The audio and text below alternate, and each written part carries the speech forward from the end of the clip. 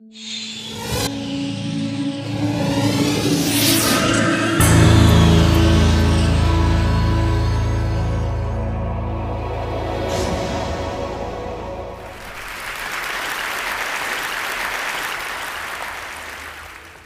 afternoon. There's a medical revolution happening all around us, and it's one that's going to help us conquer some of society's most dreaded conditions, including cancer. And the revolution is called angiogenesis, and it's based on the process that our bodies use to grow blood vessels. So why should we care about blood vessels? Well, the human body is literally packed with them, 60,000 miles worth in a typical adult. End to end, that would form a line that would circle the Earth twice. The smallest blood vessels are called capillaries. We've got 19 billion of them in our bodies. And these are the vessels of life. And as I'll show you, they can also be the vessels of death. Now, the remarkable thing about blood vessels is that they have this ability to adapt to whatever environment they're growing in. For example, in the liver, they form channels to detoxify the blood. In the lung, they line air sacs for gas exchange. In muscle, they corkscrew so that muscles can contract without cutting off circulation. And in nerves, they course along like power lines, keeping those nerves alive. And we get most of these blood vessels when we're actually still in the womb. And what that means is that as adults, blood vessels don't normally grow, except in a few special circumstances. In women, blood vessels grow every month to build the lining of the uterus. During pregnancy, they form the placenta, which connects mom and baby. And after injury, blood vessels actually have to grow under the scab in order to heal a wound. And this is actually what it looks like, hundreds of blood vessels all growing towards the center of the wound. So the body has the ability to regulate the amount of blood vessels that are present at any given time. And it does this through an elaborate and elegant system of checks and balances, stimulators and inhibitors of angiogenesis, such that when we need a brief burst of blood vessels, the body can do this by releasing stimulators, proteins called angiogenic factors, that act as natural fertilizer and stimulate new blood vessels to sprout. And when those excess vessels are no longer needed, the body prunes them back to baseline using naturally occurring inhibitors of angiogenesis. Now, there are other situations where we start beneath the baseline and we need to grow more blood vessels just to get back to normal levels, for example, after an injury. And the body can do that too, but only to that normal level, that set point. But what we now know is that for a number of diseases, there are defects in the system where the body can't prune back extra blood vessels or can't grow enough new ones in the right place at the right time. And in these situations, angiogenesis is out of balance. And when angiogenesis is out of balance, a myriad of diseases result. For example, insufficient angiogenesis, not enough blood vessels, leads to wounds that don't heal, heart attacks, legs without circulation, death from stroke, nerve damage. And on the other hand, excessive angiogenesis, too many blood vessels, drives disease. And we see this in cancer, blindness, arthritis, obesity, Alzheimer's disease. In total, there are more than 70 major diseases affecting more than 1 billion people worldwide that all look on the surface to be different from one another, but all actually share abnormal angiogenesis as their common denominator. And this realization is allowing us to reconceptualize the way that we actually approach these diseases by controlling angiogenesis. Now, I'm going to focus on cancer because angiogenesis is a hallmark of cancer, every type of cancer. So here we go. This is a tumor, dark, gray, ominous mass growing inside a brain. And under the microscope, you can see hundreds of these brown-staining blood vessels, capillaries, that are feeding cancer cells, bringing oxygen and nutrients. But cancers don't start out like this. And in fact, cancers don't start out with a blood supply.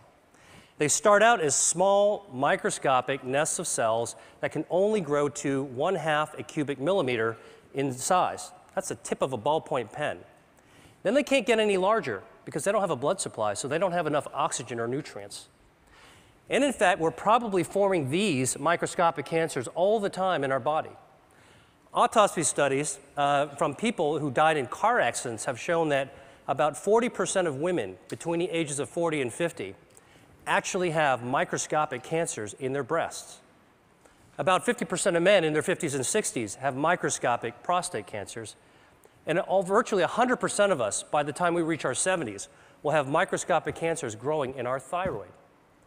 Yet without a blood supply, most of these cancers will never become dangerous. Dr. Judah Folkman, who was my mentor and who was the pioneer of the angiogenesis field, once called this cancer without disease. So the body's ability to balance angiogenesis, when it's working properly, prevents blood vessels from feeding cancers.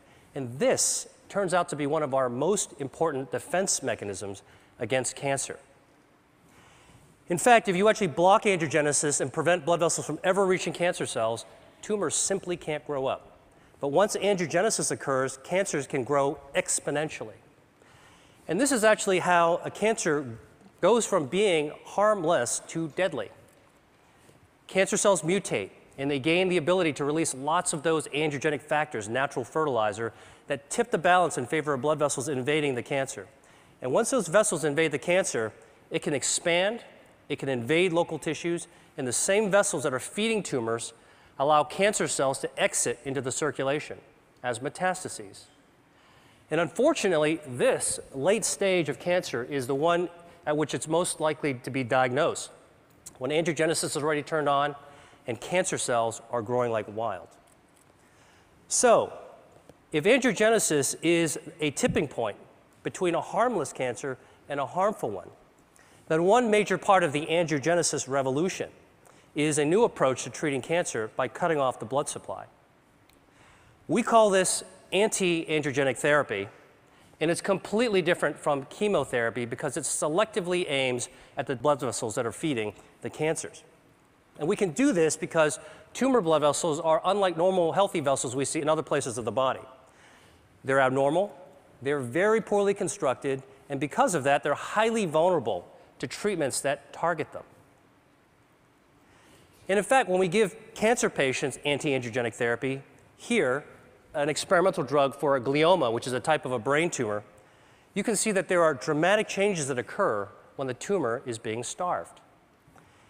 Here's a woman with a breast cancer being treated with the anti-angiogenic drug called Avastin, which is FDA approved, and you can see that the halo of blood flow disappears after treatment. Now, I've just shown you two very different types of cancer that both responded to anti-angiogenic therapy. So a few years ago, I asked myself, can we take this one step further and treat other cancers, even in other species? So here is a 9-year-old boxer named Milo who had a very aggressive tumor called a malignant neurofibroma growing on his shoulder. It invaded to his lungs. His veterinarian only gave him 3 months to live. So we created a cocktail of anti-angiogenic drugs that could be mixed into his dog food, as well as an anti-angiogenic cream that could be applied on the surface of the tumor. And within a few weeks of treatment, we were able to slow down that cancer's growth such that we were ultimately able to extend Milo's survival to 6 times what the veterinarian had initially predicted, all with a very good quality of life. And we've subsequently treated more than 600 dogs. We have about a 60% response rate and improved survival for these pets that were about to be euthanized. So let me show you a couple of even more interesting examples. This is a 20-year-old dolphin living in Florida, and she had these lesions in her mouth that, over the course of 3 years, developed into invasive squamous cell cancers.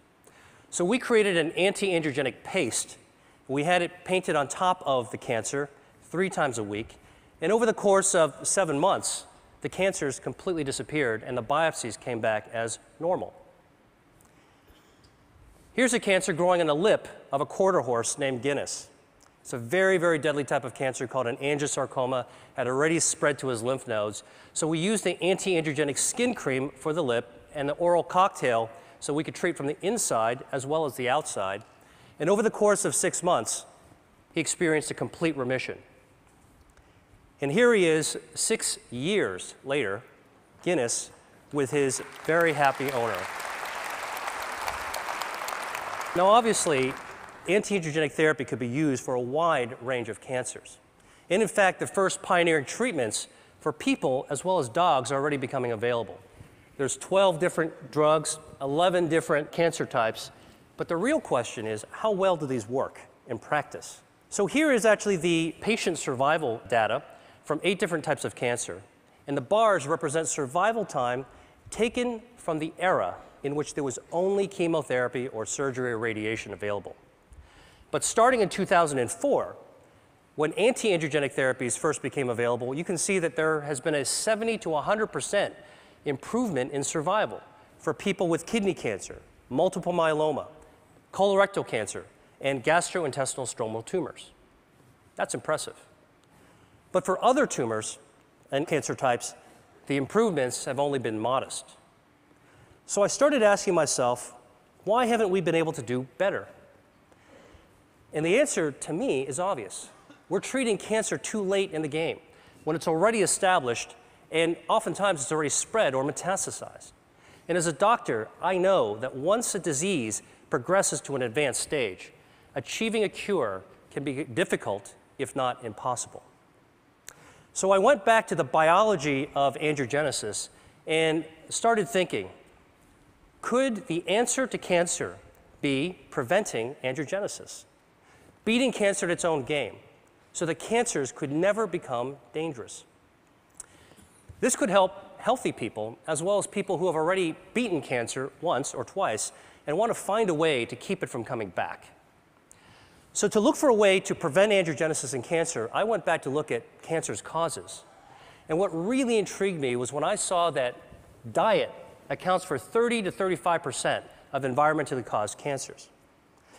Now, the obvious thing is to think about what we could remove from our diet, what to strip out, take away.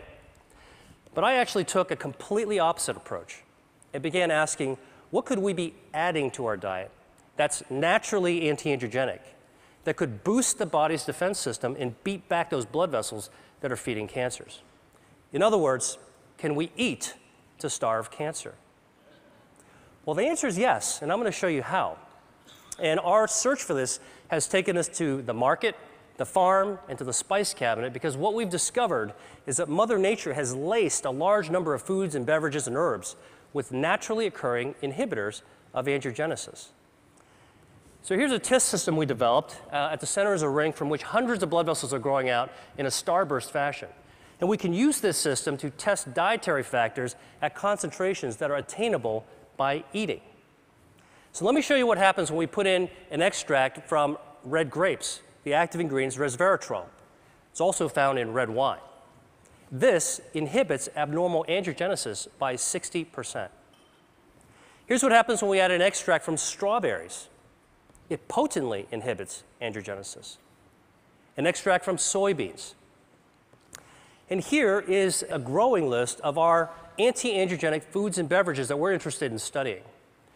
And for each food type, we believe that there's different potencies within different strains and varietals. And we want to measure this because, well, while you're eating a strawberry or drinking tea, why not select the one that's most potent for preventing cancer?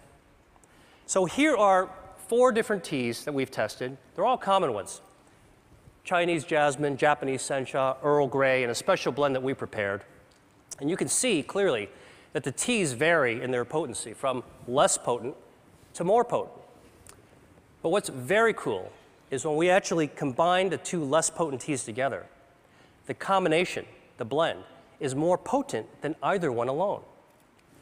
This means there's food synergy. Here's some more data from our testing. Now, in the lab, we can simulate tumor angiogenesis, represented here in the black bar. And using this system, we can test the potency of cancer drugs. So the shorter the bar, less angiogenesis, that's good. And here are some common drugs that have been associated with reducing the risk of cancer in people. Statins, non-steroidal anti-inflammatory drugs, and a few others. They inhibit angiogenesis too.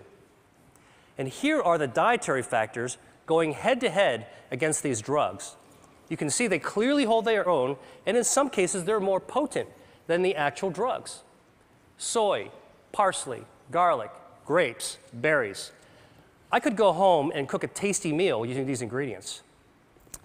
So imagine if we could create the world's first rating system in which we could score foods according to their anti-angiogenic, cancer preventative properties.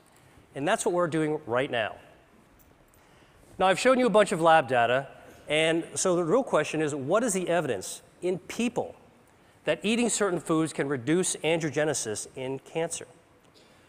Well, the best example I know is this study of 79,000 men followed over 20 years, in which it was found that men who consumed cooked tomatoes 2 to 3 times a week had up to a 50% reduction in their risk of developing prostate cancer. Now, we know that tomatoes are a good source of lycopene, and lycopene is anti-angiogenic. But what's even more interesting from this study is that in those men who did develop prostate cancer, those who ate more servings of tomato sauce actually had fewer blood vessels feeding their cancer. So this human study is a prime example of how anti-angiogenic substances present in food and consumed in practical levels can impact on cancer. And we're now studying the role of a healthy diet with Dean Ornish at UCSF and Tufts University on the role of this healthy diet on markers of angiogenesis that we can find in the bloodstream. Now, obviously, what I've shared with you has some far-ranging implications even beyond cancer research, because if we're right, it could impact on consumer education, food services, public health, and even the insurance industry. And in fact, some insurance companies are already beginning to think along these lines. Check out this ad from Blue Cross Blue Shield of Minnesota. And for many people around the world, dietary cancer prevention may be the only practical solution, because not everybody can afford expensive end-stage cancer treatments, but everybody could benefit from a healthy diet based on local, sustainable, anti-angiogenic crops. Now, finally, I've talked to you about food, and I've talked to you about cancer, so there's just one more disease that I have to tell you about, and that's obesity. Because it turns out that adipose tissue, fat, is highly angiogenesis dependent. And like a tumor, fat grows when blood vessels grow. So the question is, can we shrink fat by cutting off its blood supply? So the top curve shows the body weight of a genetically obese mouse that eats nonstop until it turns fat like this furry tennis ball. And the bottom curve is the weight of a normal mouse. If you take the obese mouse and give it an angiogenesis inhibitor, it loses weight. Stop the treatment, gains the weight back. Restart the treatment, loses the weight again. Stop the treatment, gains the weight back.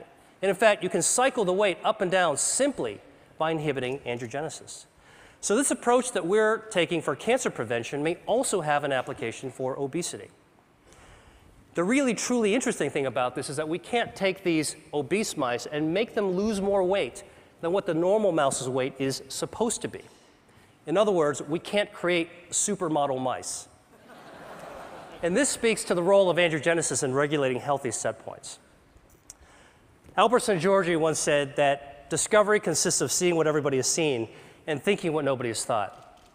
I hope I've convinced you that for diseases like cancer, obesity, and other conditions, that there may be a great power in attacking their common denominator, angiogenesis. And that's what I think the world needs now. Thank you.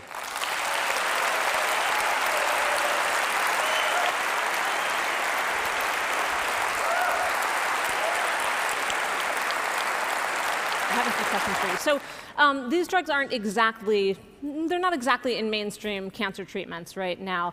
For anyone out here who has cancer, what would you recommend? Do you recommend pursuing these treatments now for most cancer patients? So there are anti-angiogenic treatments that are FDA approved. And if you're a cancer patient or working with or advocating one, you should ask it. And there are many clinical trials. The Angiogenesis Foundation is following almost 300 companies. And there's about 100 more drugs that are in the pipeline. So consider the approved ones, look for clinical trials. But then between what the doctor can do for you, we need to start asking, what can we do for ourselves? And this is one of the themes that I'm talking about, is we can empower ourselves to do the things that doctors can't do for us, which is to use knowledge and take action. And if Mother Nature has given us some clues, we think that there might be a new future in the value of how we eat. And what we eat is really our chemotherapy 3 times a day. Right. And along those lines, for people who might have risk factors for cancer, would you recommend pursuing any treatment sort of prophylactically, or simply pursuing the right diet with lots of tomato sauce?